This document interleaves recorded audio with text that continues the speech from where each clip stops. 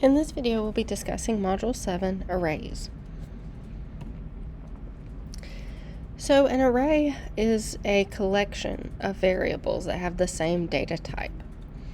So if we kind of revisit how a variable works, it's like a container. But remember, a variable can change value, but also every time a user enters a value for a variable, it overwrites the previous value. Sometimes, though, we may want to store a collection of similar data. For example, as you'll see in the assignment, if you were going to calculate the average of a set of exam scores, it's useful to have an entire list stored and then be able to calculate the average based on that list of scores. If, however, you only had a variable for the score, then every time you put in another exam score, it would overwrite the previous value. So that's why arrays are important. This way you don't have to have a variable for each entry that you will make, but you can declare the array similar to how you would declare a variable. You can declare the array once and put the number of values that you specify in that array. Each item in the array is called an element, and elements are distinguished using an index or subscript. This is a number enclosed in brackets, and it indicates the element's position in the array. For example, scores with 3 in brackets. That would be the fourth item in the array. And this is because an index usually starts with 0. So 0 would be the first item, 1 would be the second item, and so on. An array is used to store and reference a collection of similar data items in a program so that, as I mentioned, you don't have to have a variable for each one. It's very similar to thinking about the contacts in your phone. So if I put in a contact, there's usually the same fields that you can enter: the person's name, email address, phone number. And you can think of the fields as the type of data. So phone number should have a phone number in it, right? It defines what should go in that spot.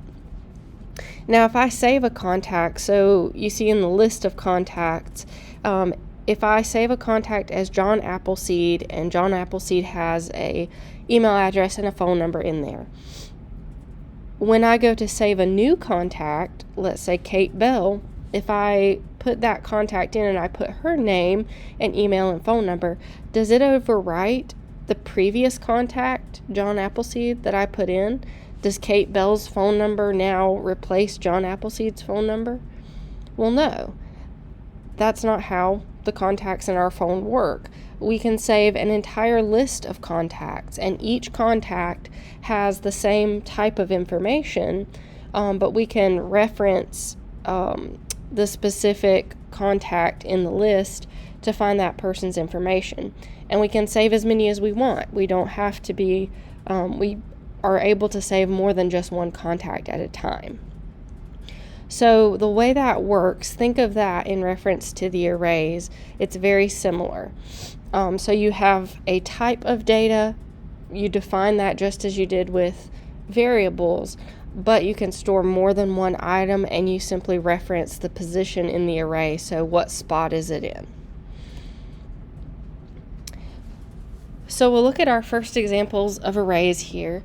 Initializing elements is when you place initial values into the array before processing is done.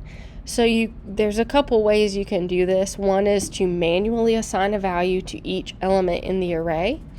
The other is to allow the user to input values for each element in the array. So let's look at these in Flowgorithm. So for our first example, I've kept it really simple. There's no processing here, but it's just to demonstrate how you would load values into the array manually. So if you go to create a new array, you'll click on one of the arrows and you use the same declare shape that you use for variables. When you double click on it, you'll put in a name. For that example, I used fruit. And then just as with the variables, you choose a type. So this type will define what is allowed to be put into that array. Everything has to be the same type. You cannot have an array that has two different data types. And then when I click the checkbox for array, you'll see that it says array size. So here is where I define how many items my array can hold. So you can see that in this array that I defined here, I put in 5 as my array size. But remember that 0 counts, so it will hold 5 items, but the numbers to reference those items will be from 0 to 4.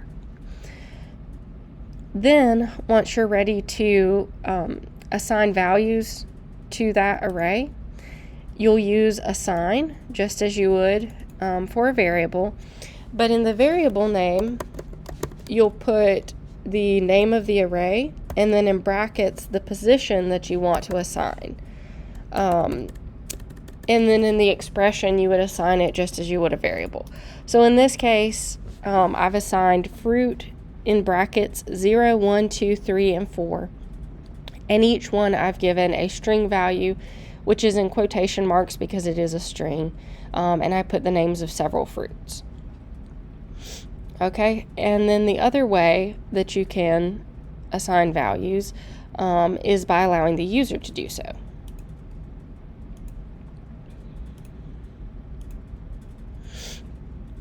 So here's an example of how you would do that.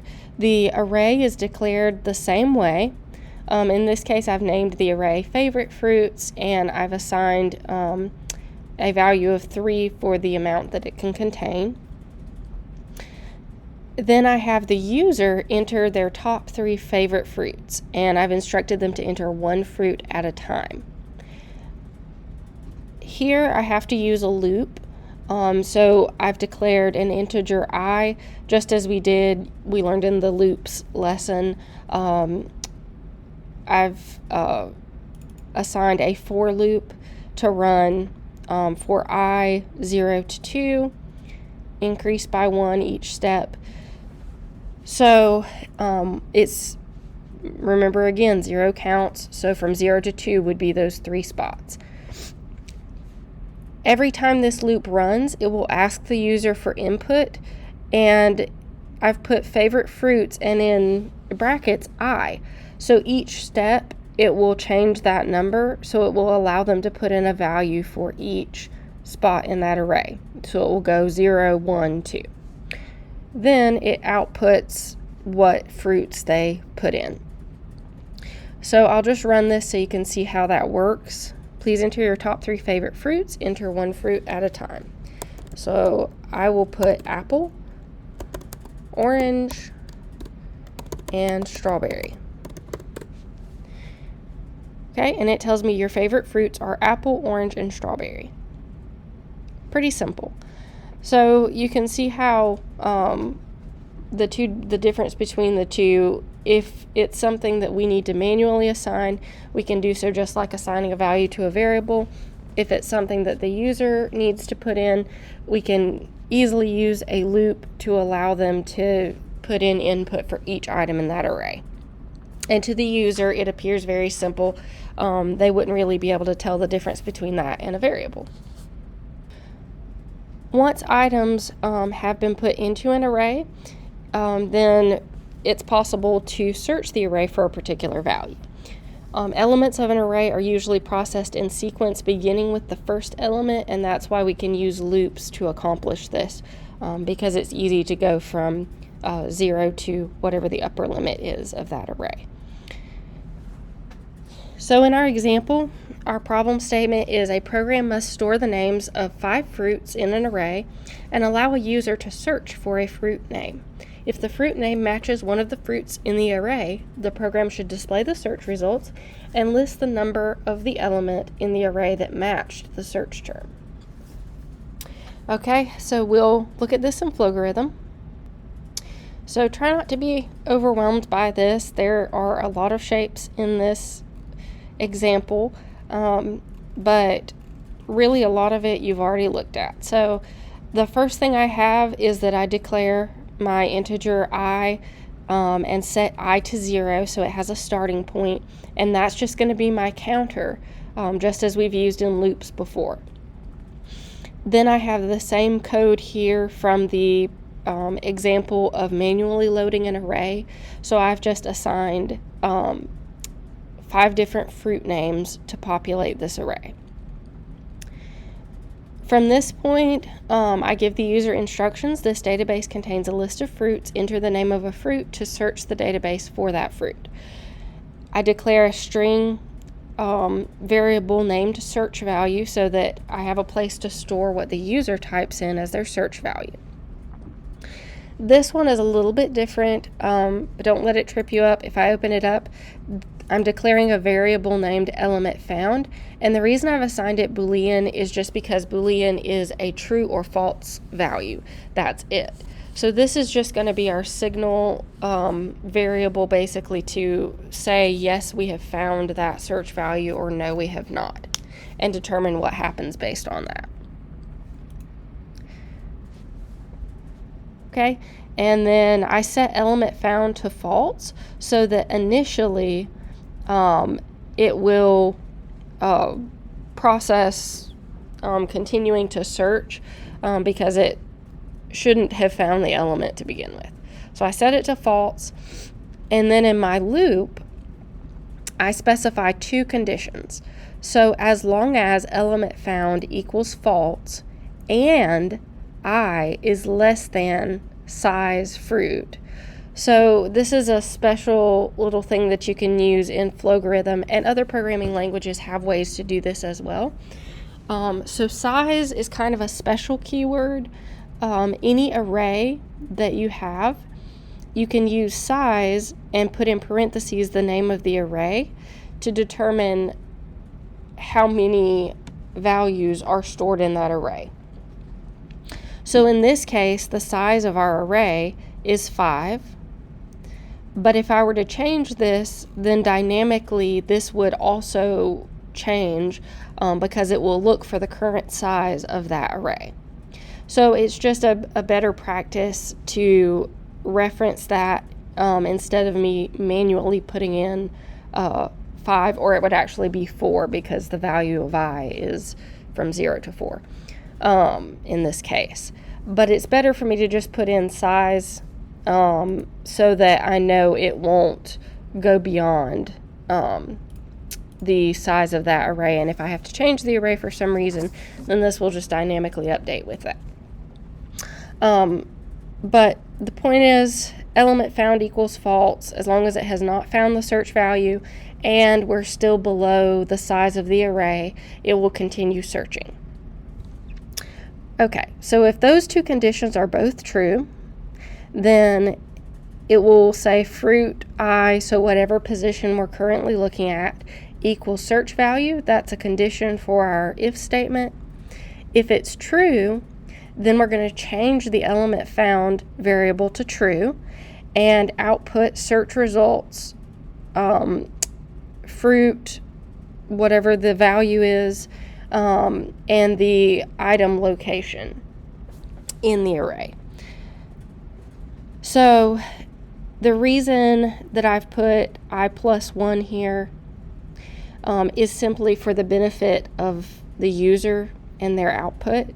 So if a user knows that this array contains 5 elements, then what they're going to be expecting is to see 1 through 5. So it simply makes it easier for the user to read, so that when they get their search results, it will tell them which fruit, so whatever matched their search term, and item number, but it will show from 1 to 5 instead of from 0 to 4, because item 0 is kind of confusing for the user.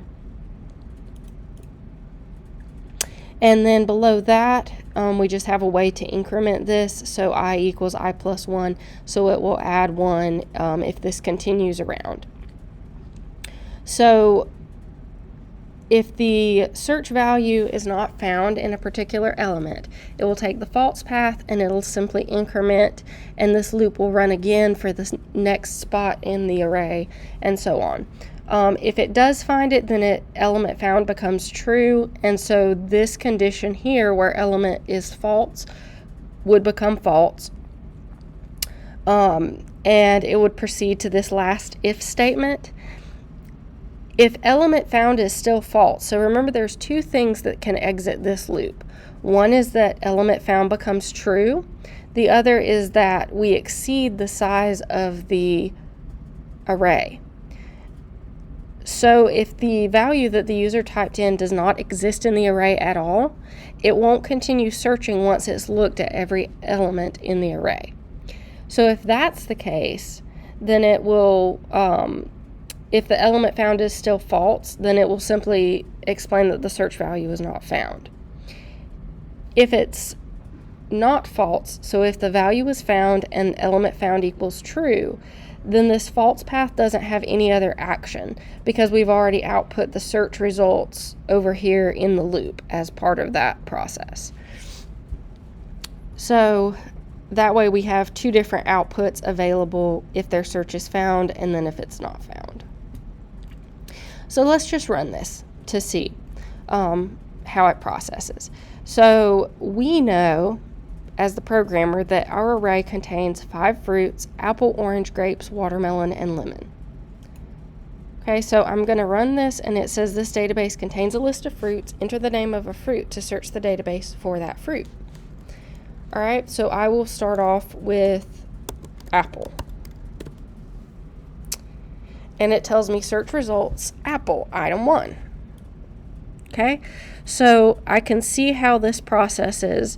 This was the first item in the array, but even though it's fruit 0, because of the way I did the loop, it returns as item 1. So it is the first spot in the array, and this makes more sense for most users. So now I'm going to try this again. I'll run the program again, and I will input banana. And it's simply going to tell me banana not found because that does not exist in the fruits that I have in that array. All right, and one more time, I will search for lemon, and it tells me lemon is item 5. Okay, and if I look, that is the 5th position in the array. Even though it's fruit 4, it returns as the 5th item. So it processed correctly to continue through that loop, and it saw that apple did not match, orange did not match, grapes did not match, watermelon did not match, and then finally it saw that lemon matched, and it displayed my search results here. So that's basically how an array works and allows you to process storing a list of items and then being able to search it.